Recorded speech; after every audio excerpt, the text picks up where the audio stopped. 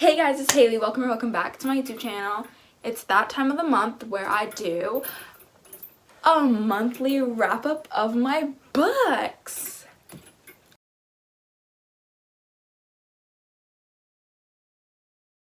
So last month was completely atrocious. I only got 3 books read. So disappointed. But this month I read, drumroll please, 6 books. Yeah. I get another one tomorrow. That's not the point. Anyways, okay. So starting off, beginning of February, I was reading a book that took all my willpower to finish because it was like not it for me. And that book is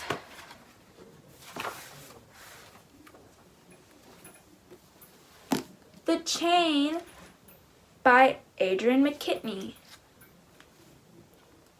So overall, really good book, but it just didn't hold on to my attention like I would have hoped it would have. It took me 2 weeks to read this, so surprisingly I read 5 more books after this. Didn't think I was going to even get 1 book because of how long it was taking me to read this. So I'll read the back of it. You just dropped off your child at the bus. A panicked stranger calls your phone. Your child has been kidnapped. The stranger then explains that their child has also been kidnapped by a completely different stranger. The only way to get your child back is to kidnap another child. You are now part of the chain. So it definitely did what it was supposed to do. Like, it kept me wanting to keep read, but then there were also moments that I was like, why do I need this information? You know? And it was just, some parts got boring. That's why it took me long to read. So I rated this a 3 out of 5. Next book that I read is The Unhoneymooners by Christina Lauren. And if you didn't know this, Christina Lauren is actually 2 different people, Christina and Lauren. In the back, it shows them both. And I was like, what? Yeah. But this book, I rated this a 4. It was super good. I absolutely loved this book. I think I finished this in a night. Yeah, I'm pretty sure either a day or a night that I finished this book. But it didn't take me long because I was hooked to this book. Really good. Very good book. Rate this a 4 out of 5 if I didn't already say that. Next book, Beach Read by Emily Henry. Absolutely love this book as well.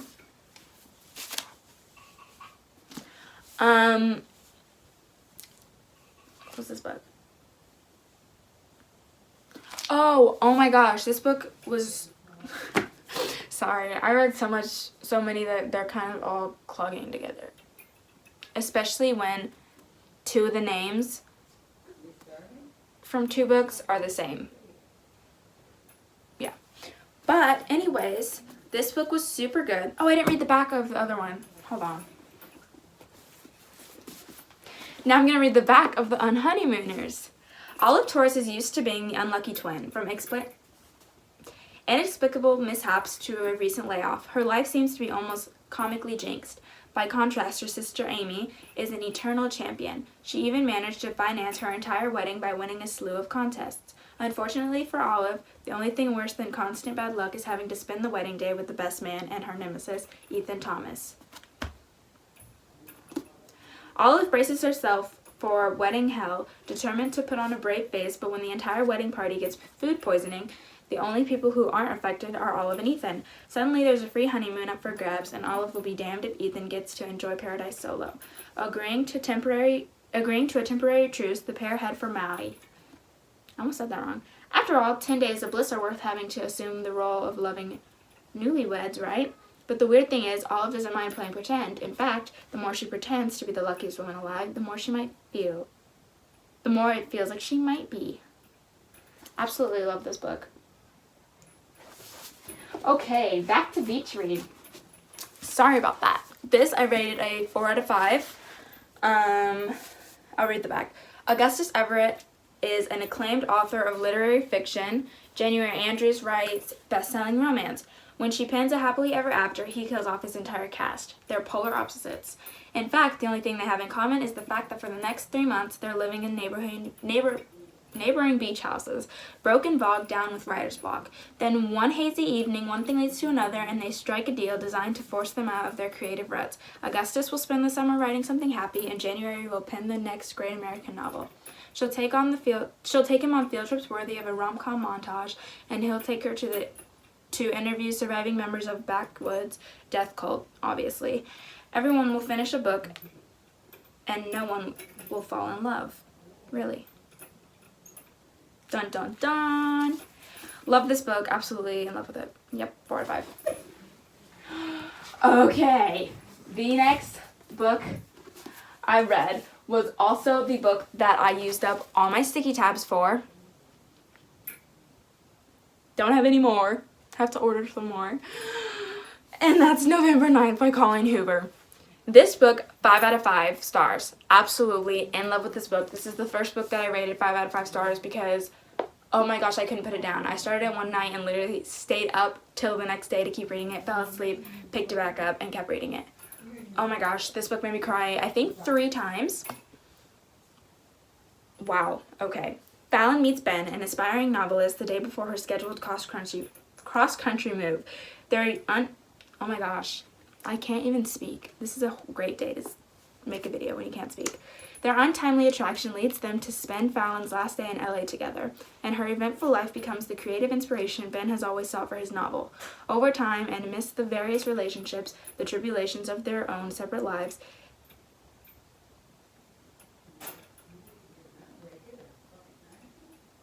they continue to meet on the same day every year, until one day Fallon becomes unsure if Ben has been telling her the truth or fabricating a perfect reality for the sake of the ultimate plot twist. Can Ben's relationship with Fallon and simultaneously his novel be considered a love story if it ends in heartbreak? The plot twist in this book. Oh.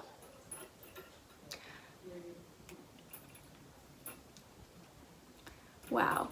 Just wow. I literally felt every single emotion that she did because of how great the writing is. I mean, it's Colleen Hoover, what do we expect? But, like, wow.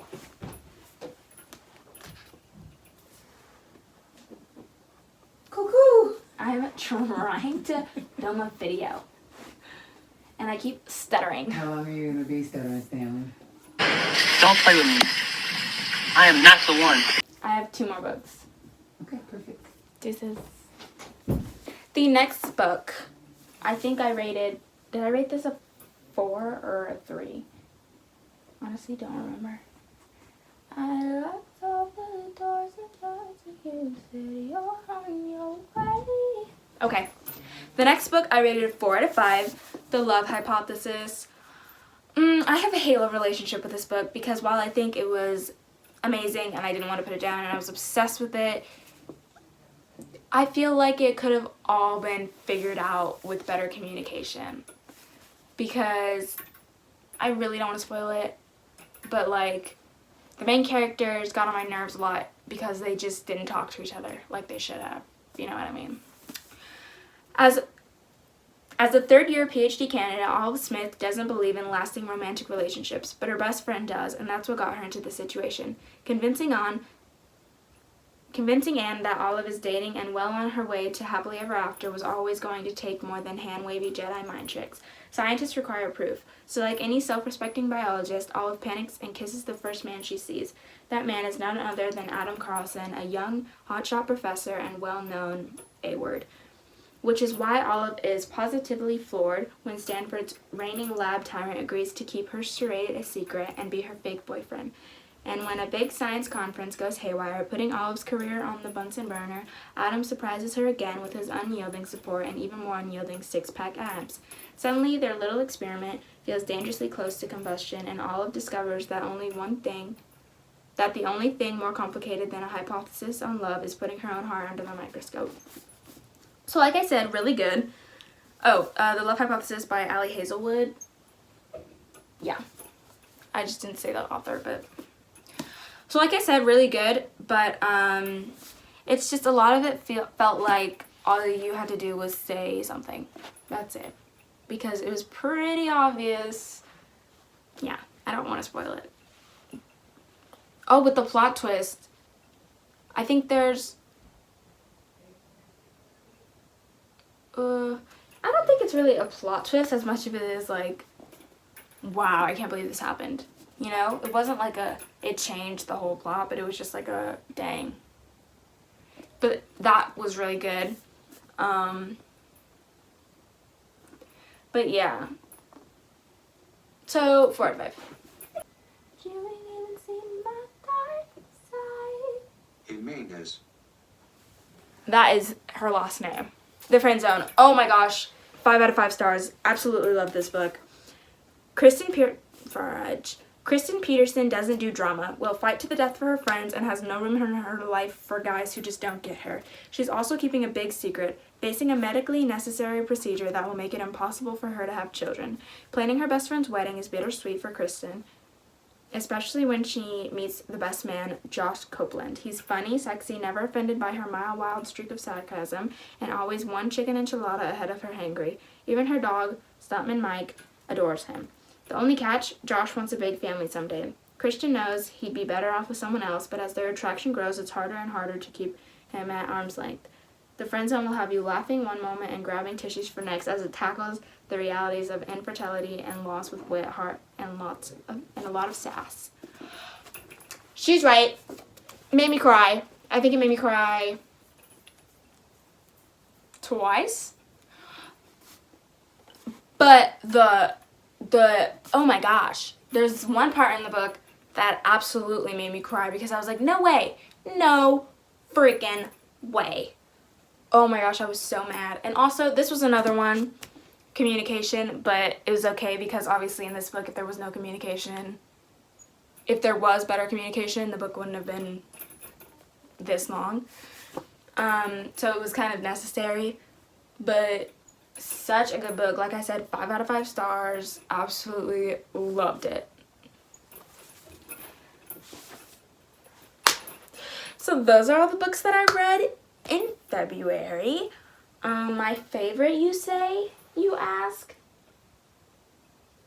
I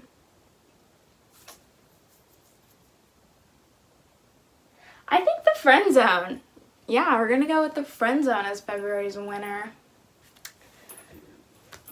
Thank you guys so much for watching. I hope you enjoyed this video, and make sure you like, comment, subscribe, and turn on the post notifications so you get a notification every time I post a video because my videos are absolutely amazing.